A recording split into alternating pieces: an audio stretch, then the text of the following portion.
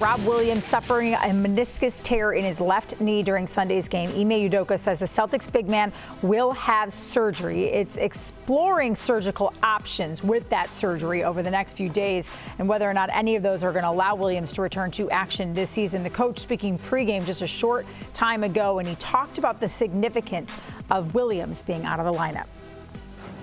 Changes the dynamic, obviously, how important he is for us and what he does for us, but that's why we feel confident with getting Daniel in, and for these reasons. And so as much as we wanted to shave down some minutes with Al and Rob going into the playoffs, it's also insurance policy. And Daniel's a guy who is versatile, can do a lot of the same things as both those guys. Different player, obviously, but we'll rely upon him. Obviously got the option to downsize, and then Grant is doing what he's doing. So time being, we'll know more in the next few days about Rob specifically, but until then, other guys will step up and have to carry the load. Speaking of that, time now for Carrying the Load, brought to us by the Chevrolet Silverado. Rob Williams was having a great season before this injury. Second in blocks, fourth in offensive rebounds per game. He ranked 8th in defensive rating. For the fans of analytics, he was third in defensive win shares and was first in opposing field goal percentage as the closest defender. This last stat was tracked by Second Spectrum. All right, that is where we begin the Daily Thread, which we're actually just going to call a therapy session for one Chris Forsberg. I do have Chris Mannix and Tom Giles here with me, but there is only one president of the Robert Williams fan club, and that is Chris Forsberg, who is in Toronto with the team. Chrissy, doing okay? What does this mean for you and the team? I want to thank everybody for the outpouring of support. I got a lot of texts today and a lot of people saying nice things. But I feel bad for Rob. He's really come on strong this season and really proven that he can fight through these injuries and be an impact player. And unfortunately now this takes him out for the playoffs. So potentially, like Ime saying, there is a chance that he could be back at some point in the playoffs. But it's just so hard for the Celtics because they've been riding such a high over the last 10 weeks, and now how do you not avoid losing any wind in your sails? I'm interested to see how the guys respond. We've seen Jason Tatum, Jaylen Brown, they've done this before. No Kyrie Irving, no Gordon Hayward a couple years ago. But man, Rob was so vital to their defensive success, and I'm eager to see like what tweaks Ime makes to keep this thing going. Yeah, I mean, when I saw this news, guys, my first thought was, this was what I was worried about, right? There's all this momentum. There is this possibility that you found a big three, but my worry always, Mannix, about Williams being that third major piece is his injury history. Yeah, he's had a checkered one, no question about that. And he is the linchpin of what this team does defensively. He's a shot blocker, offensively too. He's an excellent facilitator. He plays a lot at the top of the key, moves the ball. His passing has always been underrated, and we've seen flashes of how well he can play offensively this year. I do have a measure of optimism in, let's say, the first round of the playoffs that they can get through without Rob Williams. Al Horford last year in Oklahoma City played exclusively center, so he is comfortable sliding over to that slot. Grant Williams, we've argued on the pregame show a lot that maybe he should be starting at power forward alongside Rob Williams because of what he's brought on both ends of the floor. So I think in a reasonable matchup, they can survive the loss of Rob Williams. But this was a team, Trenni, that as of yesterday, we looked at as not just a conference contender, but a true championship contender. Yeah. And I can't sit here and say I think the same thing with Rob Williams potentially gone. So you bringing up those words, Mannix, there of, depending on the matchup, basically, is what you're saying there. Depending on the matchup, the Celtics should be fine without Rob Williams for the first round. I mean, we got to the point last week where we're saying it doesn't matter who the matchup is.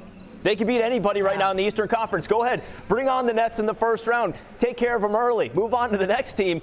Now you're kind of and you're saying I'm trying to bring myself around to the optimistic side because this really was depressing news when you got. I'm a very optimistic person, as people know. Yes, absolutely. Yes. When I think of optimism, I think of Chris Mannix. Well, one thing none of us are is a doctor, so we can't really predict the timeline for his return. We do have a doctor, though, that we spoke with. Here is Dr. Chris Chillis from South Coast Health Orthopedic Surgery and Sports Medicine. He certainly will need arthroscopic surgery, but all tears aren't the same. When he can return to play, which everyone wants to know, will be what actually is done with the tear. If it's a resection of the tear, he can be back playing 4 to 6 weeks, depending upon how he feels, how swollen he is, etc. If it's a repair, which is generally better for his long-term well-being, he'll miss the entire postseason. So MRI scan will provide some insight there, but mostly it's the findings at surgery that will determine what's necessary and then when he'll be able to return to play.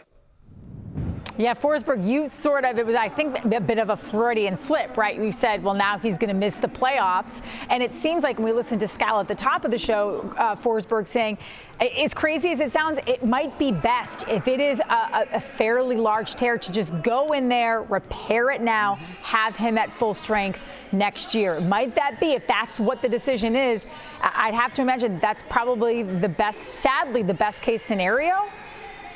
Yeah, I mean, look, when you go in there and you completely remove it, there's just such long-term ramifications, and I do hope that it might be more diligent to just, take the long game with this. You already got a glimpse of what this can be when the Celtics are whole. I think it's been really impressive the last 10 weeks, this core. And as maddening as it might be to have to punt a little bit on this year, I think you got to have the long-term vision because there's still going to be ways to add to this team. And I go back to it. Just a few years ago, Jason and Jalen were put in this situation where they had to elevate. Now they're completely different roles now, but it's still their job to carry this team forward. And even without Rob, I think this team is capable of having some measure of success in the postseason. It's going to force other guys to go up, Grant Williams. But I do hope that if it can be remedied more long-term, that they take the long path here, because this could be something that goes on for 4 or 5 years in terms of like the Celtics run, and you would hate to sacrifice it just because you're being a little short-sighted about what this year could become based on the last 10 weeks. The taking the short-term approach, it's been done before.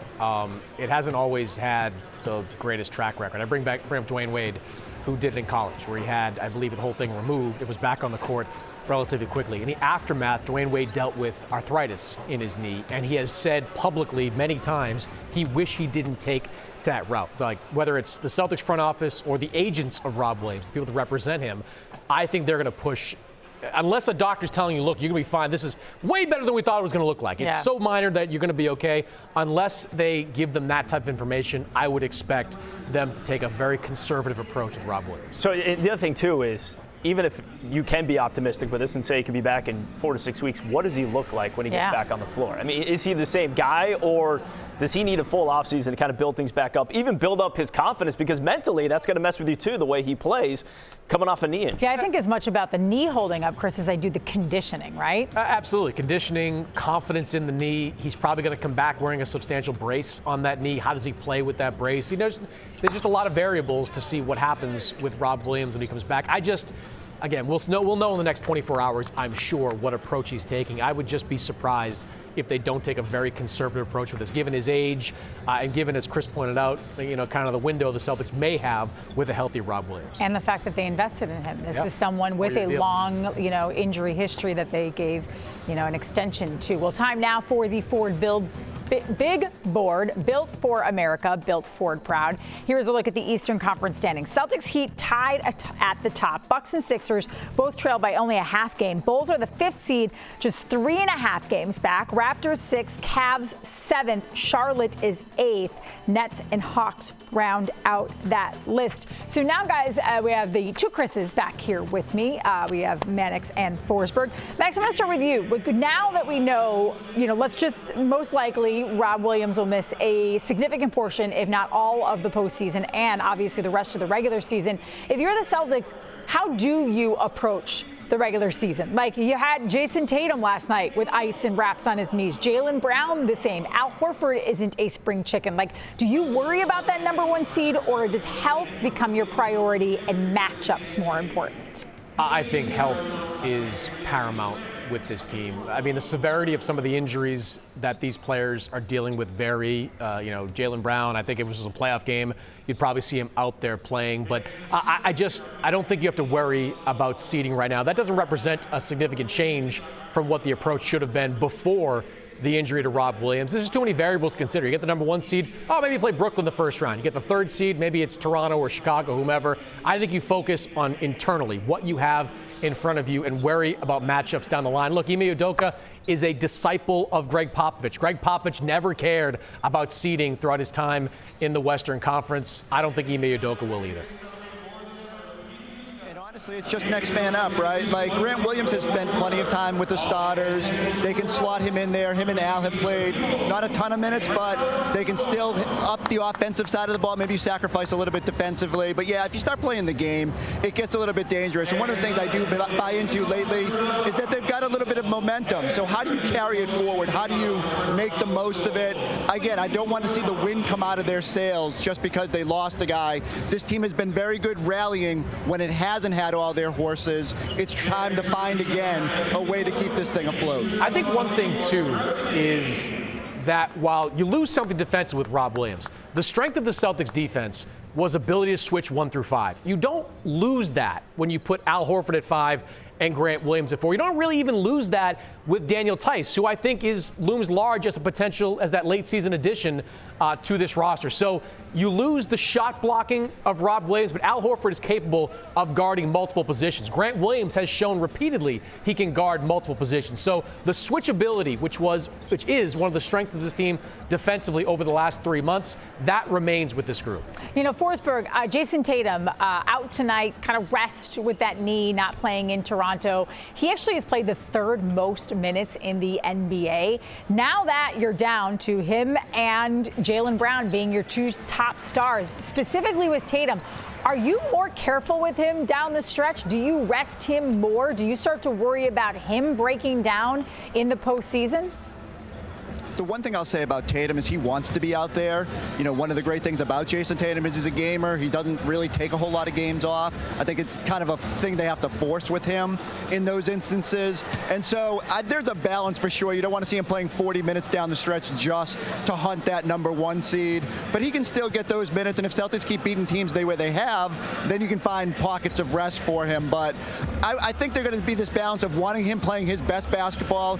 You don't want him losing anything that he's been playing with lately, and so that's on Ime to figure out the right balance. But I think, again, getting one night off here, you kind of unleash him the last 7 games and have him playing at a high level going into the postseason. I can't he's 24. All right. That's the way I think too. But you know, we treat athletes differently now. On these long nights in Toronto, he travels back to his hotel and puts his head on a Four Seasons pillow. I can't do that. Takes a private jet back to Boston. And look, you get your rest on practice days. You give him an easy day on practice. You take off for practice. That's when you get your rest. This is all like the Tom Thibodeau argument all the time with how he burns guys out during games. I don't believe in that. I think a 24-year-old should be able to play 82 times a year, 36 minutes a game if he's healthy enough to do it. So I don't worry about Jason Tatum's stamina at all. And going to the playoffs, Trenni, there's no back-to-backs. You know, you have a week off between the end of the regular season and the start of the playoffs. There's plenty of time for Jason Tatum to get his rest. Mannix, I used to party all day and then run long miles the next morning. So I still do, but I don't run the miles. Yeah, like if I was doing that in my 30s, Jason Tatum could play some basketball in his 20s.